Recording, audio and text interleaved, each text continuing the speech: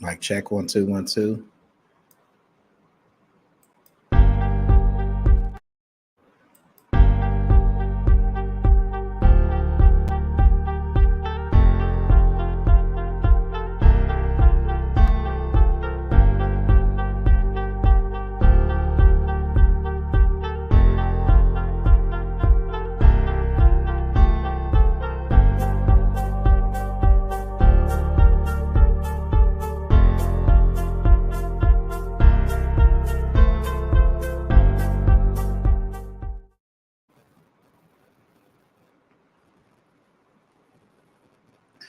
Hey, all right, y'all.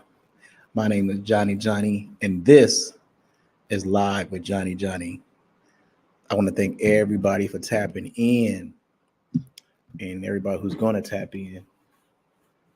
Yeah, it is so hard to keep a beard and keep it in good condition.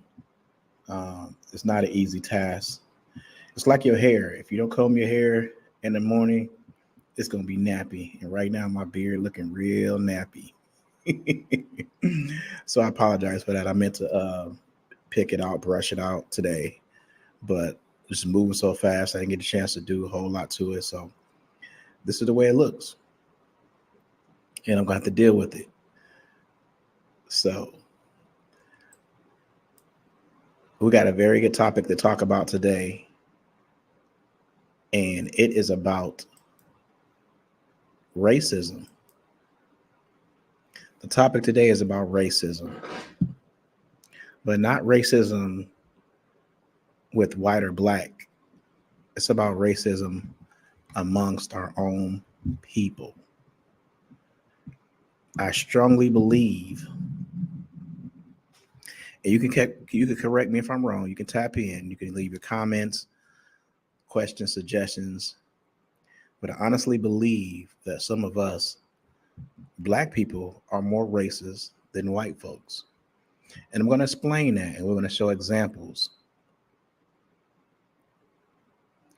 So we're going to wait for people to tap in, a few people to tap in, and I need to set some things up. But we're going to get started here in just a second.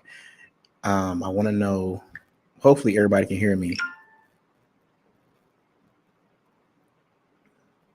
We're going to get started here in just a second. Let me make sure everything is right.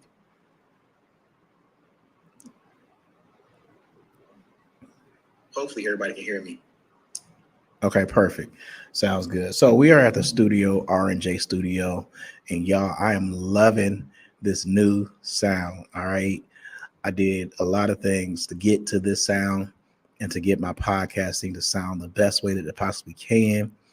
So you guys can enjoy the show. You can hear me and things like that, because podcasts are meant for people to listen to and not just always a visual, for something that you can just listen to in your headphones or stuff like that. So to do a podcast with good audio is key. It's key. All right. So we are reaching levels, and I hope everybody appreciate what I am trying to do and the things that I'm trying to bring to the podcast game. So let me take a look and do a few things.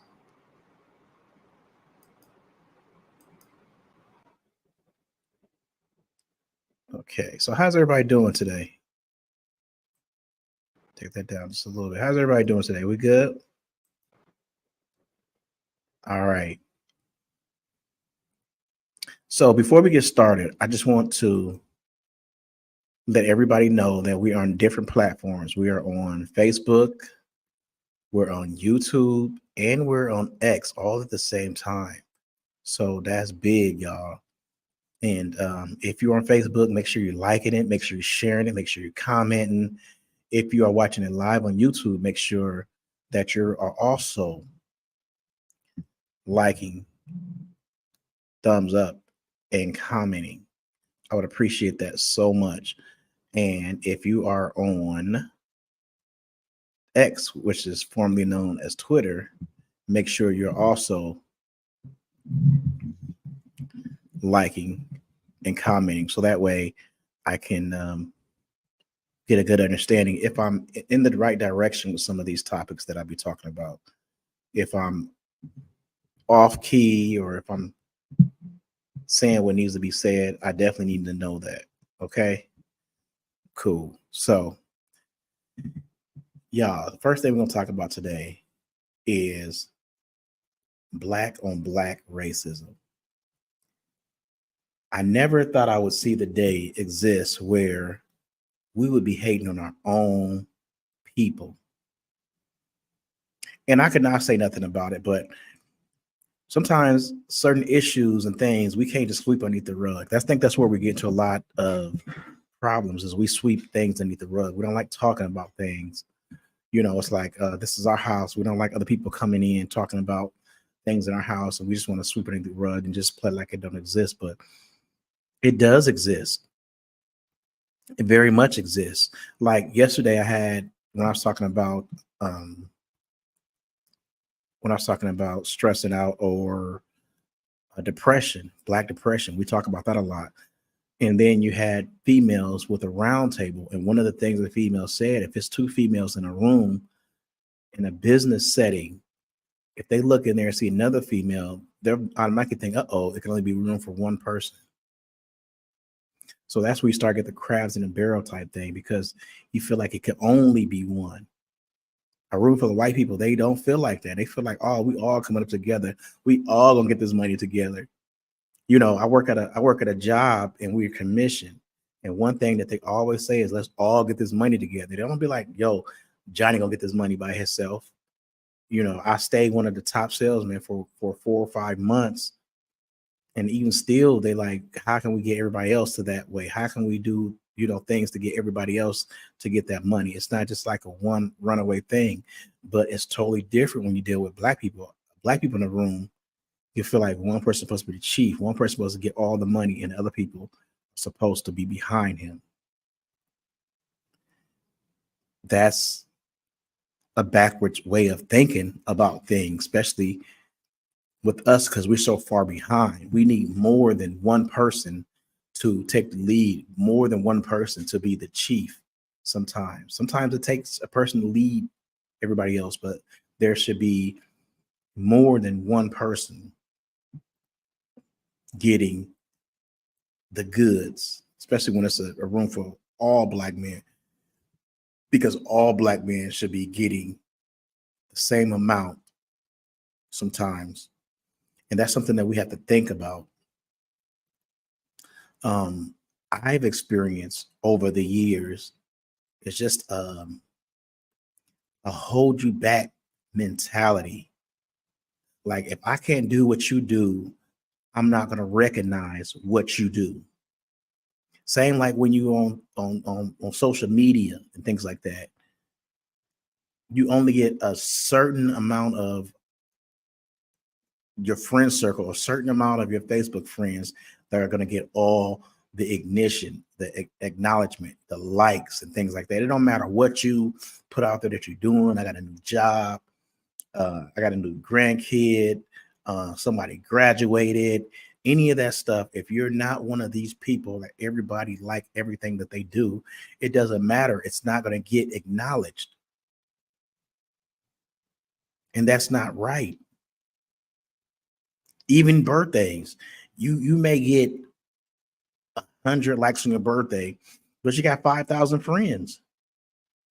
So you mean to tell me the other 4,000 friends, 4,000 plus friends are not acknowledging your birthday? Like that's crazy. That's insane. Where are they at? You have to ask yourself, where are they at? Where's that support? It's sad because it's just not there. You start a business, any black person to start a business, our gift to you should be you starting off with 1,000 likes, just off the top. If you got 5,000 friends and you starting a business, why not get 1,000 likes? Like, honestly, like, what are you doing for them? You're promoting them, but you're not taking no money out of your pocket. You didn't agree to their business. You didn't do none of that. The only thing that you did is acknowledge the fact that they use their stress to start a business. That's it. You got 5,000 friends and you start a business and you get less than 100 likes. Like, how selfish is that? That in itself is the epitome of the crabs in the barrel. And I don't care what nobody tell you as far as, oh, don't worry about likes. Oh, keep pushing on. No, fuck that. Facebook, social media, TikTok is life. If you're not popping on these sites, you're not popping sometimes in real life, especially when it comes to business and promoting and things like that. Because people stay on Facebook 24/7 a day. I do it when I'm at work because I'm bored. I'm outside. I talk to people all the time. Sometimes I get rejected and things like that. So I want to get a good laugh. I want to kind of tap in and see what people are doing. And I work by myself. So sometimes I'll tap in. A lot of times I'll tap into social media sites because I want to see what's going on. I want to see who's doing what. I want to see, somebody died today.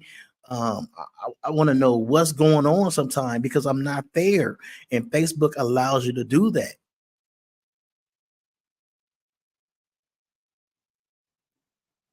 So yes, Facebook is life. Some people wake up in the morning and the first thing they do is look at their Facebook page and see what's going on.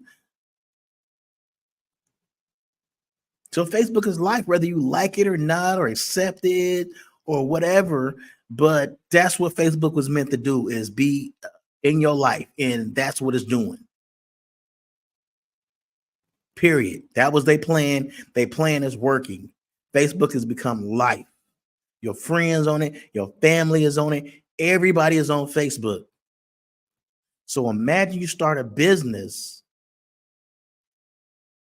and your Facebook friends acknowledge your business by the thousands. Imagine what that would do for you without them even having to spend a single penny of their money.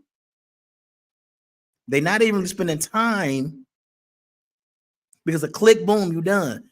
But just acknowledge, hey, he started a business. Let's send him off the right way, like a housewarming gift or something like that.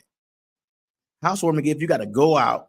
You got to spend your money. You got to think about what the right thing is to get them. And then you got to wonder if they already have that gift.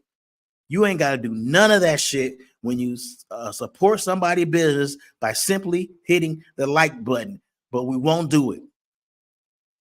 Why won't we do it? Because we don't want to see them succeed. We want to see them in a month or two put another post up. I'm out of business. I'm got to go out of business. And then we're like, oh, what happened? Man, I wish I was known you was in business. You didn't know because you didn't take the time out to help them out. You didn't take the time out to promote them. You didn't take the time out to spread the word, because once you like, that's exactly what you're doing, is spreading the word.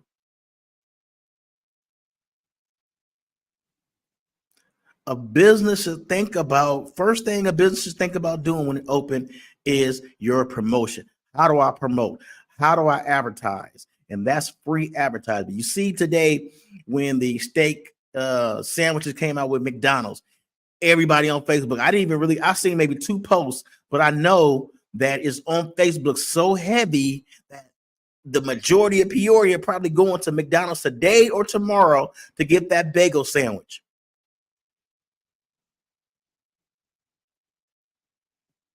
Right? So just imagine if somebody was saying that about your business.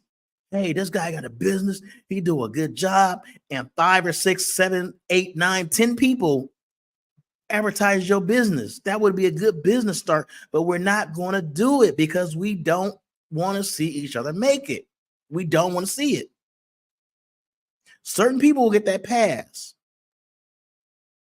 But like I said, when we're talking about the room full of black people, we see too many black people in there, and it's like, uh-oh.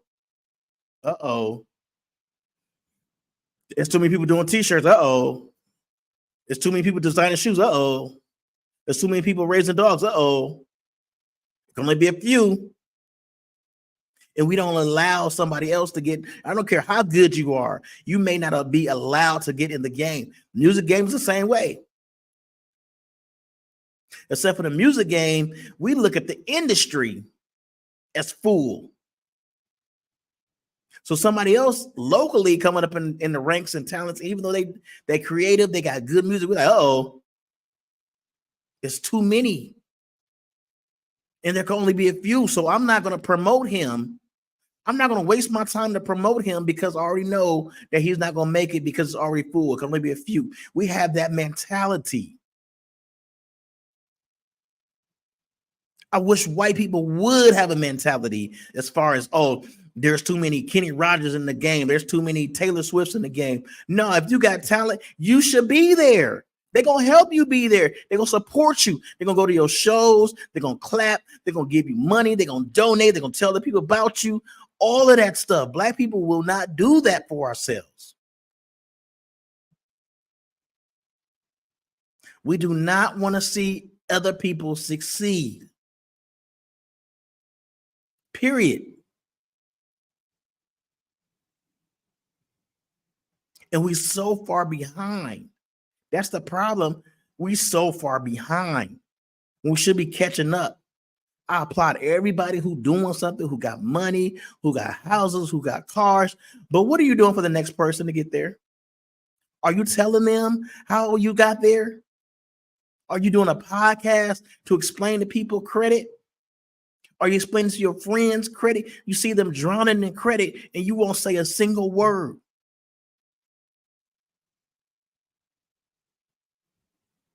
You'll see your friends getting in trouble with certain things and you won't say a single word.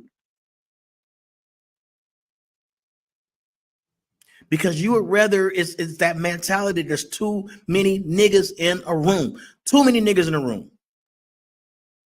Too many. Somebody got to go. That's that crab in a barrel type mentality. Only few people can get out. The rest of y'all niggas is going to stay down in the barrel. And that's why our community can never come up. That's why it's so much crime in our community, because we don't want to help. We don't want to see each other make it. We'd rather people who not even from the community come down, set up shop, sell us bullshit, and then go to their big ass houses at the end of the day. That don't even have nothing to do with the community. We'd rather see that than our own people try to build up in our community.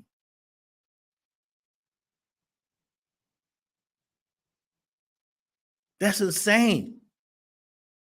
It's a proven fact that the black dollar doesn't stay in the black community. The black dollar is powerful. How do I know about the black? How do I know the black dollar is powerful? Because you got all these stores trying to set up where? In the hood. Why? Because they know the hood got money and we will spend it. We'll spend that shit. We just don't want to spend it with our own people. We don't want to do it.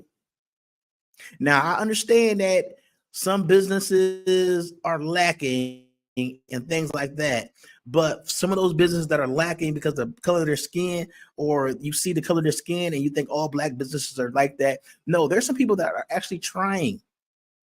And you're going to bump your head, but we don't know about business to begin with. If somebody is trying, if they make a mistake, I'm going to try to correct it. I'm going to apologize. I'm going to go back and try to do things the right way. Then that should be okay in some instances.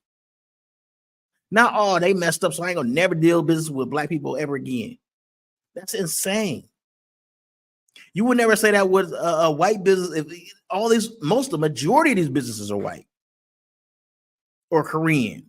Or Arab. If Arab dish you in a store, you're not going to say, I'm never going to deal with no Arab people ever again, right?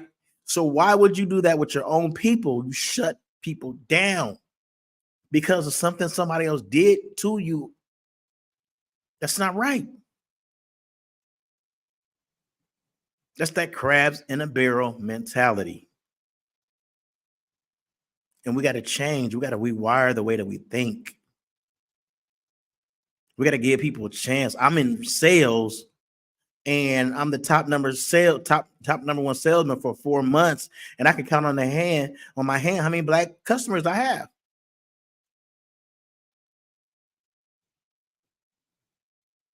White people praise me. Thank you for doing what you do for me. Thank you. You save me money. You improve my life. But black people won't even give you the chance, the time of day, because they feel like they've been dissed by other black people. So I'm just going to pass you up. I don't even want to hear what you got to say. That's sad, people. We got to start thinking better than that. It's like we hate each other. And I understand about the Willie Lynch and things like that, and how we were programmed to young to hate old, fat to hate skinny, tall to hate short, light skin to hate brown, dark skin. I understand those things were put into place, but it's been years since that stuff has been taught to us. We have to start reprogramming our brains to get out of that mentality. There is no way that, and he said it, these curses I put on y'all are going to last y'all for generations. We know that. We know that as a fact that was put on us. Now we have to be smart enough after all of these years to say, okay, what am I going to do to get that off of us? What am I going to do to reverse that? And until we start doing that, until we start reprogramming ourselves, we're always going to be in the same situation. We're never going to be able to rise to the top and help each other out of the barrel.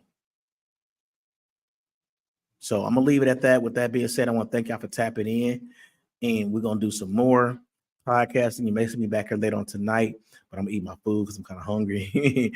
And like I said, catch us on all social media platforms. We're going to be on TikTok as well. So with that being said, I'm going to get out of here. R&J Studio. Boom. Y'all see it. But thank y'all for tapping in. My name is Johnny, and this is the Johnny Live. Thank y'all.